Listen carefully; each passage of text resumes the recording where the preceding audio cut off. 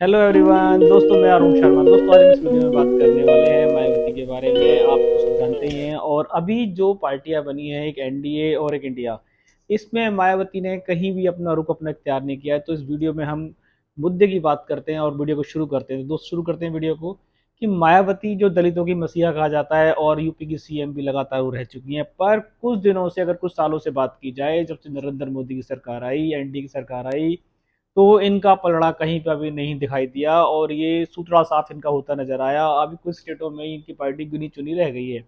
अगर आप बात करें, लास्ट इलेक्शन में भी ये कुछ खास बीजेपी के सामने कुछ नहीं कर पाई, चाहे ये अकेली लड़ी हो, चाहे इन्होंने सपा के साथ गठबंधन किया हो, चाहे कांग्रेस के साथ किया हो या अदर पार्टी के साथ किया हो, पर ये कुछ खास करती नजर नहीं आई। अब दिक्कत सारी ये है कि ये हर बार अपने आप को ये कह देती हैं कि मैं इस बार का इलेक्शन हम अपने आप लड़ेंगे। पार्टी खत्म होने के कगार पे है, बीजेपी बढ़ती जा रही है, कांग्रेस भी खत्म होने के कगार पे थी, उसमें कांग्रेस भी कुछ कर गई। पर अगर सपा की बात करें तो सपा कुछ खास करता नजर नहीं आई। अब के इलेक्शन की बात करें, 2024 की, जो सारा विपक्ष लेफ्ट पार्टी एक साथ जुट गई हैं, उन्होंने मोदी को टक्कर देने के लिए, एनडीए गवर्नमेंट को टक्कर देने के लिए एक इंडिया नाम की पार्टी का निर्माण किया। इंडिया नाम की पार्टी का जब निर्माण किया तो उससे वैसे बीजेपी बौखलाई हुई है और उसके ऊपर का रोज तीखे तीखे प्रहार होते रहते हैं। अब बस्ती है मायावती की कि जितनी भी लेफ्ट पार्टियां थी वो तकरीबन या तो एनडीए सरकार में 38 दल में शामिल हो चुकी हैं, या 26 दल कांग्रेस के साथ जो इंडिया इंडिया पार्टी आ रही है लेफ्ट वाली, उसमें शामिल हो चुकी हैं। अब मायावती इन दोनों से बच के चल रही है। वो ये कहती हैं कि हम किसी को समर्थन नहीं करेंगे और हम अकेले चुनाव लड़ेंगे। जो पार्टी ऑलरेडी सुतरा साफ के कगार पे हो और जो कहती है कि मैं अकेला इलेक्शन लड़ूंगी, तो ये पॉसिबल बनता नहीं और किसी भी कंडीशन में उनकी सीटें आनी कोई चांस नहीं बनने। फिर भी उनका अभी रुख इख्तियार नहीं किया, उन्होंने अपना रोल डिसाइड नहीं किया कि वो किसके, उनका हाथी की जो मूवमेंट है वो किसकी ओर जाएगी। पर अगर देखा जाए, जब भी सत्ता की बात आती है, चाहे बीजेपी फुल पावर में आ जाए या कांग्रेस आ जाए, किंग मेकर का रोल यही प्ले कर पाती है। क्योंकि जब भी सरकार बनना चाहती है, सरकार आने को होती है, तो उसमें कोई ना कोई पार्टी को कुछ कैंडिडेट की जरूरत पड़ जाती है। उसमें से मायावती की 8-10 सीटें जरूर होती हैं और ये उस पार्टी को मूवमेंट कर जाती हैं जब इन्हें लगता है कि इनके हाथ में बल आने वाला है।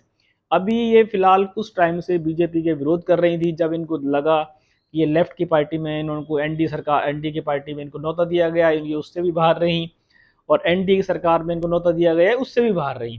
तो इन्होंने दोनों पार्टियों को कोई अपनी सलाह नहीं दी और दोनों पार्टियों के खिलाफ रही। अगर अब कुछ दिनों से चर्चाओं की जब बात आई दोबारा से, जब एनडीए का निर्माण हो गया, एनडीए सरकार ने 38 दल जुटा लिए, पर मायावती का रवैया यूं का यूं रहा। विशेषज्ञ परेशान, नेता परेशान कि मायावती का हाथी किस ओर करवट बदलेगा, ये सोच का विषय बना हुआ था। पर जब से अभी एनडीए सरकार की बात करें, एनडीए सरकार ने यूसीसी का मुद्दा छेड़ दिया। अब यूसीसी का मुद्दा जब से छेड़ा है तो मायावती को लगा कि किसी कुछ ना कुछ तो करना पड़ेगा, ताकि मुझे किसी पार्टी की ओर अपना रुख बताना पड़ेगा। जब उन्होंने किसी पार्टी में अपना रुख नहीं बताया तो यूसीसी पे वो अकेले समर्थन करती नजर आई और उन्होंने कहा कि यूसीसी पे हम बीजेपी का समर्थन करते हैं। तो ये तो हो गई अब एक तरीके से बीजेपी की ओर जाने की बात। पर वो अभी क्लियर इंडिकेशन वो नहीं देना चाहती हैं। वो ये कहना चाहती हैं कि हम किसी को समर्थन नहीं देना चाहते पार्टी के लिए। यूसीसी के मुद्दे पे सामने आई, पर कुछ जगह वो ये कहती भी नजर आती थी लास्ट इलेक्शन में कि किसी को वोट मत दो, बीजेपी को वोट दो। उनका पलड़ा कब किधर झुक जाता है वो अलग बात है। पर मुद्दे की बात यह है, अगर बीजेपी मैदान में आती है, एनडी सरकार मैदान में आती है, तो मायावती डायरेक्टली आपको उनकी हो जाती दिखाई देंगी, क्योंकि उनके पास और सारे ऑप्शन खत्म हो चुके हैं। उनकी जो 10 और 15 सीटें जो भी आती हैं वो किंग मेकर का रोल प्ले करती हैं। अगर राजस्थान गवर्नमेंट की बात करें, जब राजस्थान सरकार में गहलोत की सरकार थी, वहां बीजेपी ने जोड़ तोड़ बैठाई थी, पर वहां मायावती कुछ सीटें उनके हाथ में थी। जब मायावती से उन्होंने मांगा गया तो मायावती उस टाइम कुछ बीजेपी से गर्मा गर्म उनकी बात चल रही थी, तो उन्होंने बीजेपी को सपोर्ट नहीं किया और गहलोत सरकार को सपोर्ट कर दिया। कुछ टाइम बाद वो विधायक अब कांग्रेस में शामिल हो गए या बीजेपी में शामिल हो गए, वो लुप्त हो गए।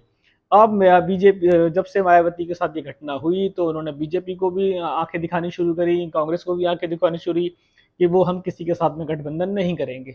अब आ रहा है मेगा प्लान 2024 का। 2024 की बात करें तो उन्होंने अपना रुख किसी को नहीं बताया है, पर उन्होंने एक इशारा कर दिया है बीजेपी के लिए कि वो बीजेपी का यूसीसी पे समर्थन करती हैं।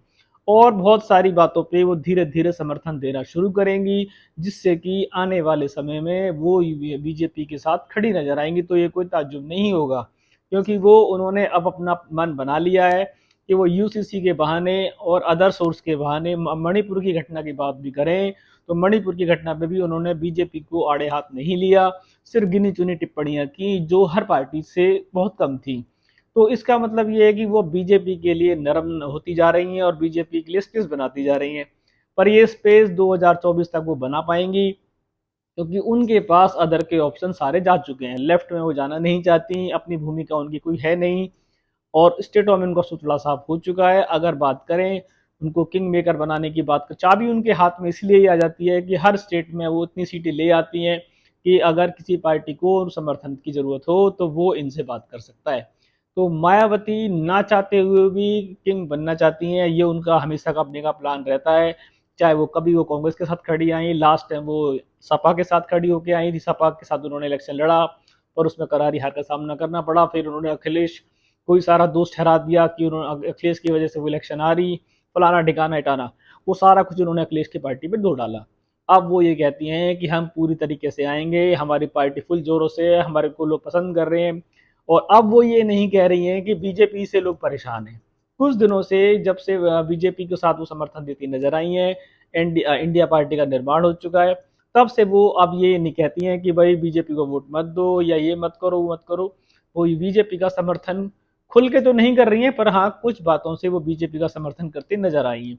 और 2024 के लिए वो अपनी एक बिल्डिंग स्टार्ट कर चुकी हैं। उनको ये आभास हो चुका है कि किसी भी तरीके से अगर वो इंडिया इंडिया नाम की पार्टी को सपोर्ट करती हैं तो उनके पास जो 10 सीटों का कमाने का खाने का मौका रहेगा, वो उससे भी हाथ धो बैठेंगे। क्योंकि इंडिया नाम की पार्टी को कह सकते हैं कि एकता में बल है, पर वो कितना बल आगे आएगा और वो क्या बीजेपी गवर्नमेंट को टक्कर दे पाएगी, क्योंकि वो एक सोच का विषय है और उसमें दाव लगाने का विषय है। पर मायावती को दाव लगाना नहीं चाहती, वो सीधा चाहती हैं कि भले ही उनकी 10 सीटें आए 20 सीटें आए, पर वो उस गवर्नमेंट को सपोर्ट करें जो गवर्नमेंट ऑलरेडी जीती हुई है। तो उनकी नज़रों में और उन्हें जो अपना राजनीतिक अपना जो उनका ज्ञान है सब उन्होंने जोड़ तोड़ कर लिया है। उस जोड़ तोड़ की अगर बात करें, उस जोड़ तोड़ से उनको बीजेपी पार्टी नजर आ चुकी है और वो अब धीरे धीरे से बीजेपी के लिए एक सॉफ्ट कोना तैयार कर रही है। चाहे वो यूसीसी का बहाना हो, चाहे मणिपुर की घटना हो, अलित कोई मुद्दे हो, वो अब जो एनडीए सरकार है, बीजेपी की सरकार, उसे घेरना उन्होंने बंद कर दिया है। और वो कांग्रेस को और लेफ्ट पार्टियों को ही अब बोलना शुरू हो गई हैं, जो पहले भी करती आई हैं और उनका कोई नई बात नहीं है। कभी वो कांग्रेस के साथ नजर आती थी तो बीजेपी को गलत बोलती थी, और जब बीजेपी के साथ रही तो कांग्रेस को गलत बोलती थी, कांग्रेस के साथ रही तो सपा को गलत बोलती थी। तो वो उनका पैंतरा यही बचा है कि उस तरीके से आने वाले समय 2024 में अभी उनकी जो भूमिका है वो किंग की चाबी की जो उनके बचा के रखी हुई है वो बीजेपी को जाने वाली है। जो सूत्र बताते हैं, जो राजनीतिक ज्ञान बताता है कि उन्होंने अपना मन बना लिया है और वो बीजेपी को सपोर्ट करेंगे। तो दोस्तों, मायावती दलित मसीहा कही जाती है, सीएम भी रही है और उन्हें अब राजनीति का बहुत परिसर का बहुत बड़ा ज्ञान है और वो इस ज्ञान को वेस्ट नहीं करना चाहती। इस ज्ञान के सहारे वो 2024 में अपनी नैया को पार लगाना चाहती है कि उनकी पार्टी भले ही मिटने के कगार पे खड़ी हो, पर वो अभी भी दावोस में रहती हैं कि हम इलेक्शन अलग लड़ेंगे। वो एक सिर्फ पब्लिक में जारी करती हैं, उसका कोई लेना देना नहीं है, क्योंकि बीजेपी और लेफ्ट के आगे उनकी सीटें ना के बराबर आएंगी। जो सीटें आएंगी वो बीजेपी के खाते में जाने वाली हैं, ये सूत्र बताते हैं। अब ये कितना सही है, ये सिर्फ एक सोच है, विचार है, इसको हम कंफर्म नहीं कर सकते हैं। पर जो मायावती के स्टेटमेंट अगर हम देखते हैं न्यूज में या सोशल मीडिया पे, तो उसमें साफ नजर आता है कि वो बीजेपी को सॉफ्ट कॉर्नर दे रही हैं। तो मायावती का हाथी किस ओर जाएगा और किस ओर किसको राज कराएगा, ये तो आने वाला समय बताएगा। दोस्तों, अगर आप हमारे चैनल में पहली बार जुड़े हैं तो आप देखें कि हम राजनीतिक डिबेट आपको बता रहे हैं। और चैनल हो सकता है कि आपको नया लगे, पर हमारा चैनल नया नहीं है और ज्ञान हमारे पास राजनीति का बहुत तरीके से अगर आपको देखने को मिलेगा। और अगर आप चाहते हैं कि आपको राजनीतिक डिबेट प्रॉपरली टाइम पे मिलती रहे, तो आप इस चैनल से जुड़ सकते हैं। हम आपको सारी 2024 तक की बहुत सारी अपडेट्स अभी आने वाली हैं और आपको टाइमली मिलेंगी, क्योंकि राजनीतिक का ज्ञान आपको और चैनलों पे भी देखने को मिलेगा, पर हम आपको जो दिखाएंगे वो प्रॉपरली सही जोड़ तोड़ का होगा, उसमें कोई बनावटी रूप नहीं मिलेगा। अगर आपको लगता है कि हमारी बात से आप सहमत है तो आप चैनल को लाइक कर सकते हैं और हमसे जुड़ सकते हैं, ताकि आपको आने वाली वीडियो टाइम में मिले। दोस्तों इसी टॉपिक के साथ बहुत सारी डिबेट आएंगी, तो हम आपको टाइम पे सूचित करेंगे। तब तक अपना ध्यान रखें, मिलते हैं नई वीडियो के साथ। टेक केयर, बाय दोस्तों।